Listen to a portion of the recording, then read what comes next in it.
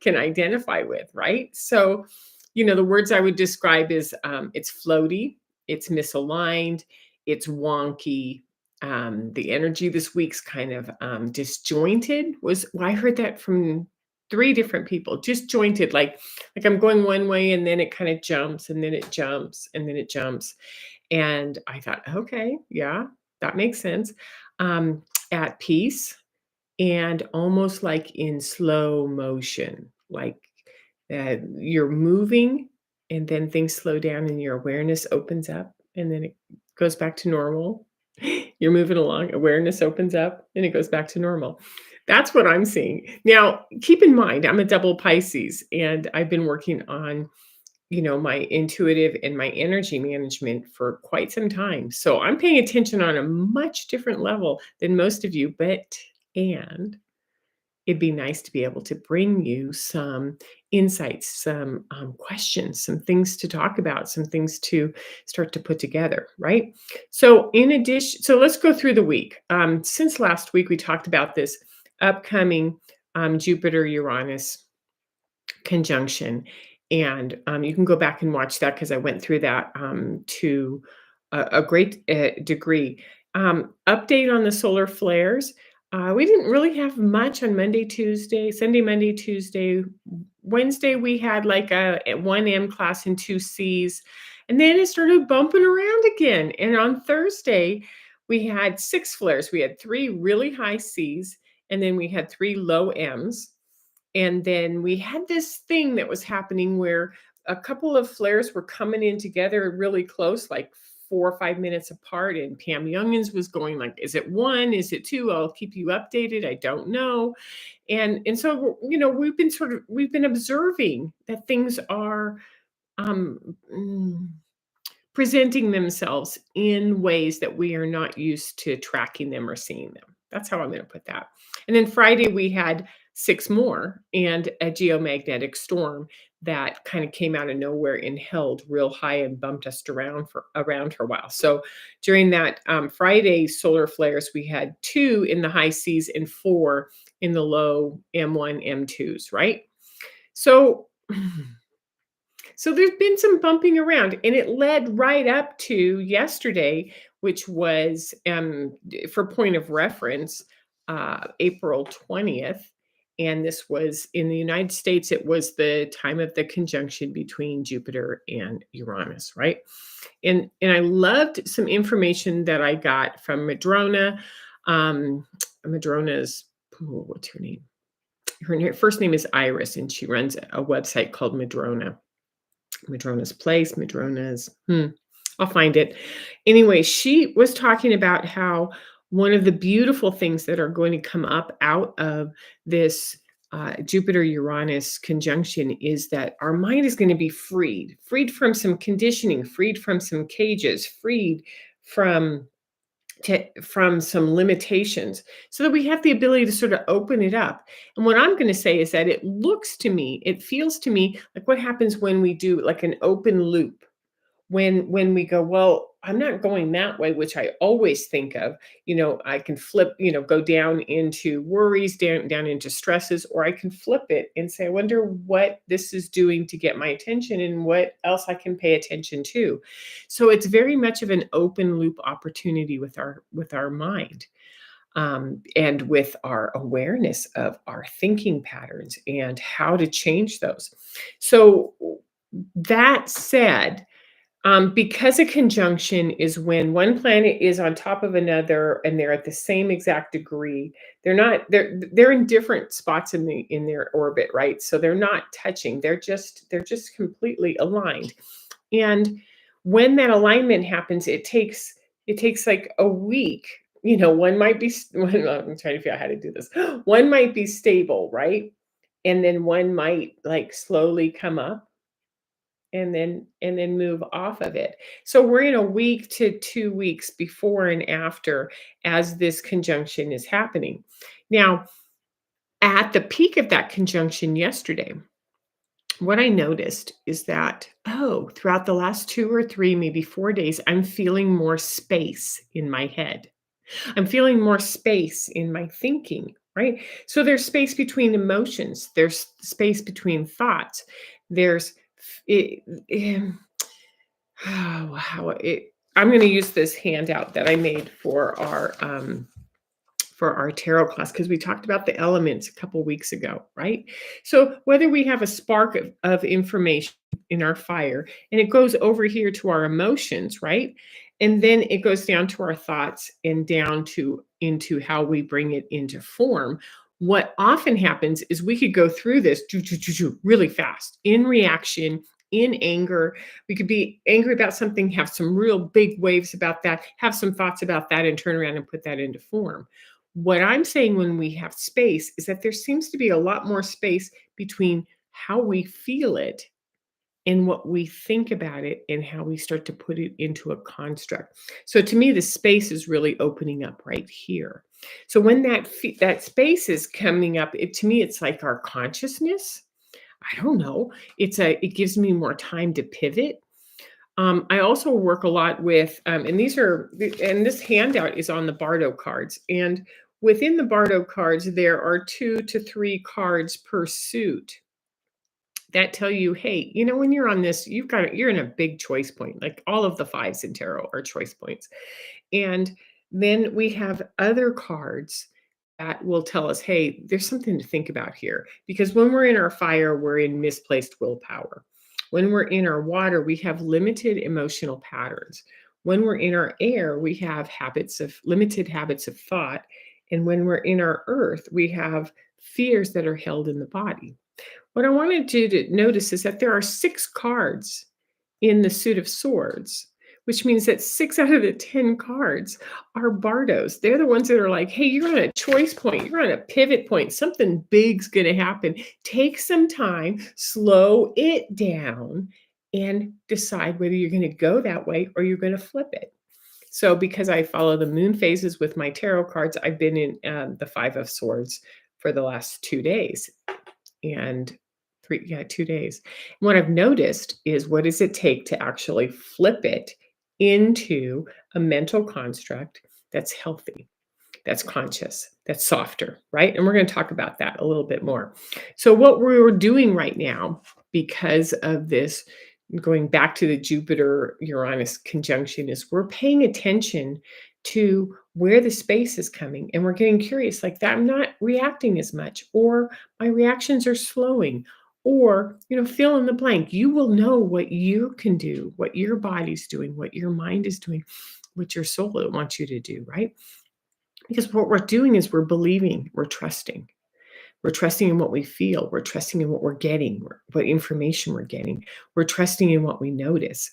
And I'm also going to say that part of that open loop thinking is that the thinking is also taking into consideration intuition, some of our instinctual responses, some of our internal knowing. So we're just growing and expanding and having some new tools coming online.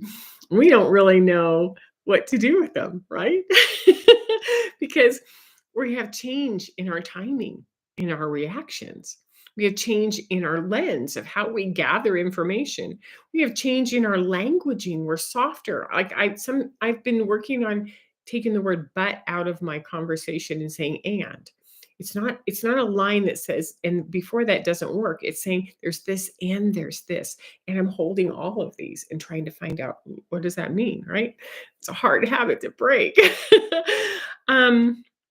We're also connecting to ourselves and to other people differently. So we're changing a lot of things. So what came up for me was this, you know how I like to use tarot cards.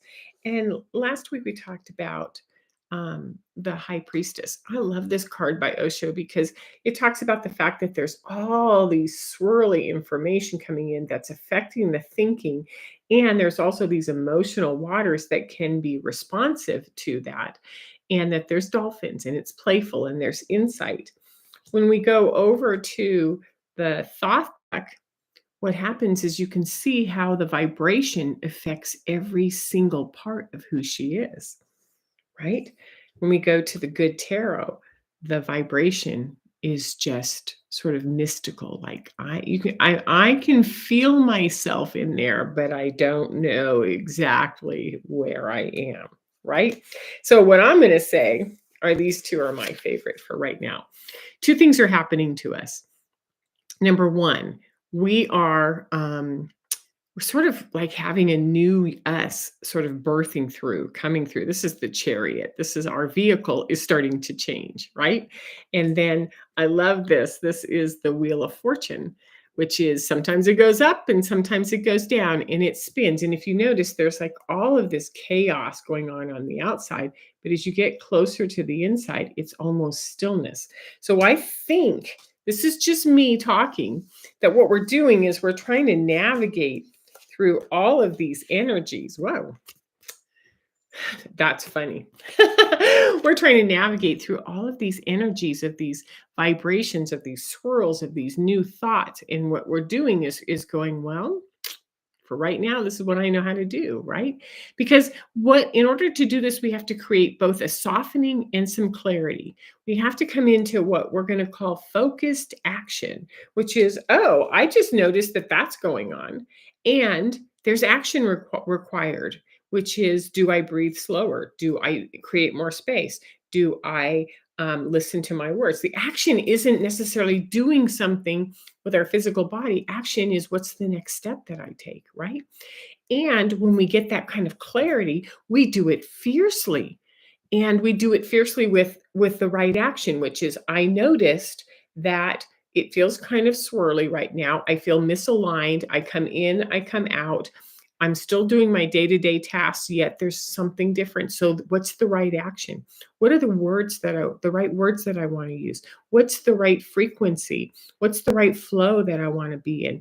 Because I want to apply that with gentleness, and I want to change my pace and my connection to myself and to the other as I'm coming up on, ooh, something's changing, right? We're going to come over here. Something's changing. I don't know what it is. I'm going to pay attention to it. And so I was thinking, oh my God, this right stuff reminds me of Buddha's eightfold path, right? And I was like, what's the list of that? And so, I know there's a list in this book. I've seen it on one of the cards, and I tried the index and I tried everything to try to figure it out. And finally, I just said, hey, do you want me to talk about this? Let's just make this happen. And I opened the book. And right there in the Nine of Fire is the exact list of what focused action is and what right action and what the eightfold path is, which is right views, right aspirations, right speech, right conduct, right livelihood, right effort, right meditation, right rapture. And I thought that's so fascinating that, again, these coincidences, these pieces just fall into place. And I go, okay, so we're going to talk about the eightfold path too, huh? We're on a journey. So we're in the midst of some really big changes. I'm going to say they're weird. They're different than what we've done before. They require us to be much more conscious in the choices we make and how we do things. And so the question I want to hand over to you is, what are you noticing? How are you feeling about this? What are you seeing in you? What are you seeing in your partner?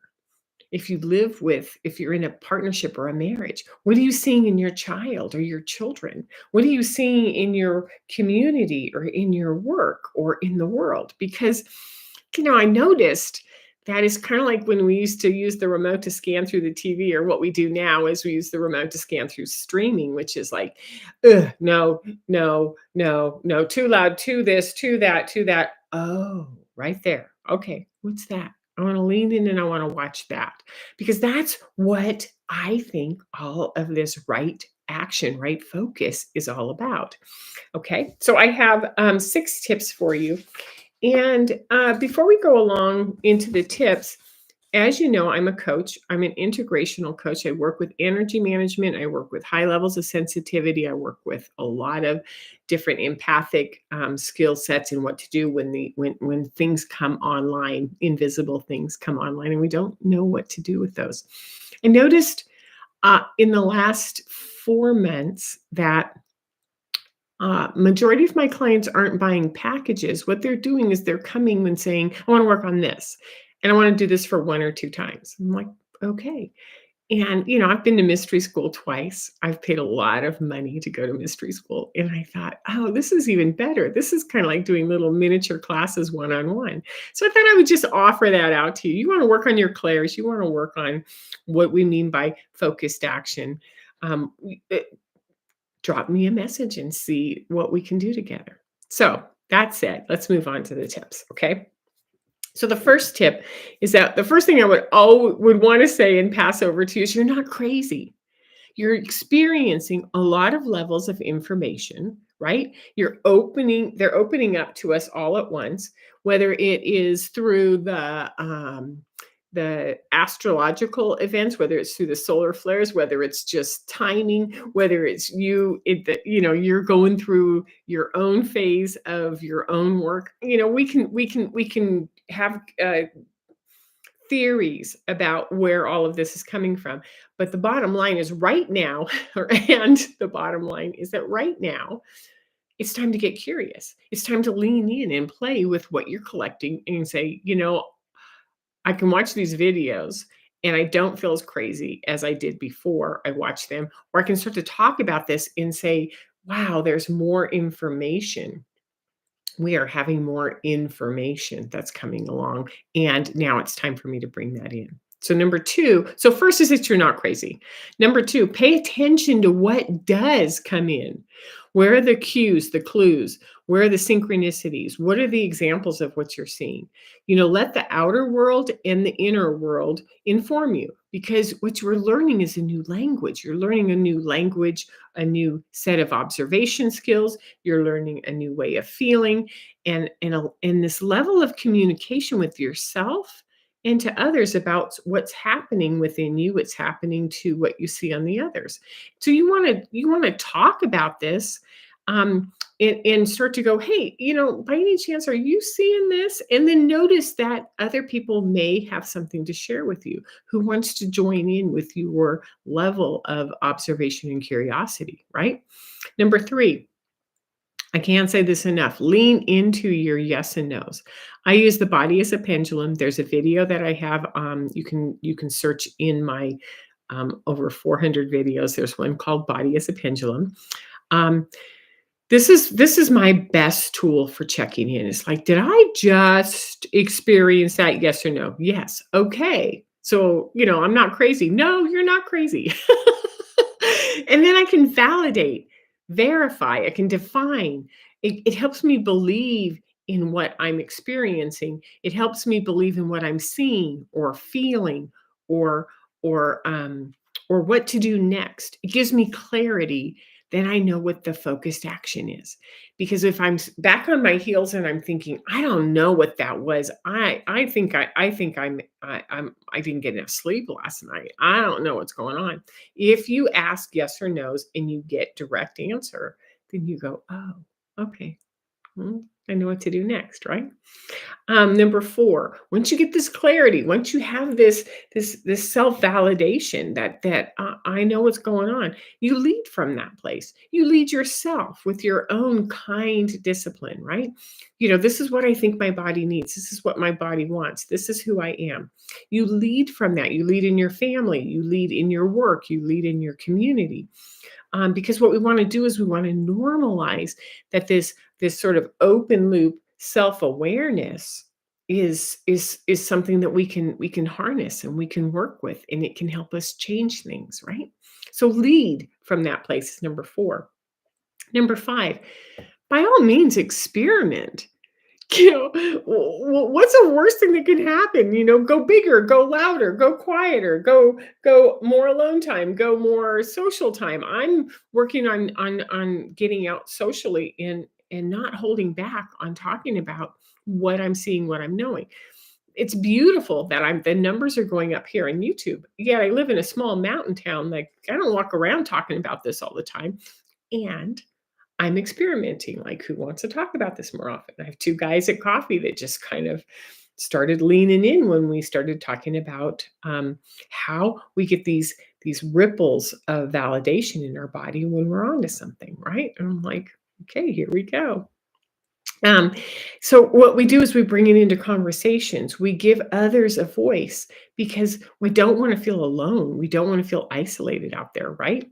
And then number 6, of course, is to be compassionate because we're expanding, we're gathering tools, we're remembering ourselves, and our skills and our tools are coming online, right? But we're doing it at different times in different places, and some of us are afraid, and some of us are excited, and some of us are terrified. I mean, think about it. Just have compassion. We're all doing this differently on our own timeline. So thank you so much. I'm sorry this went a little bit longer. And like and pass this around if you think anyone might benefit from some of this information. And I will see you next week. Take care.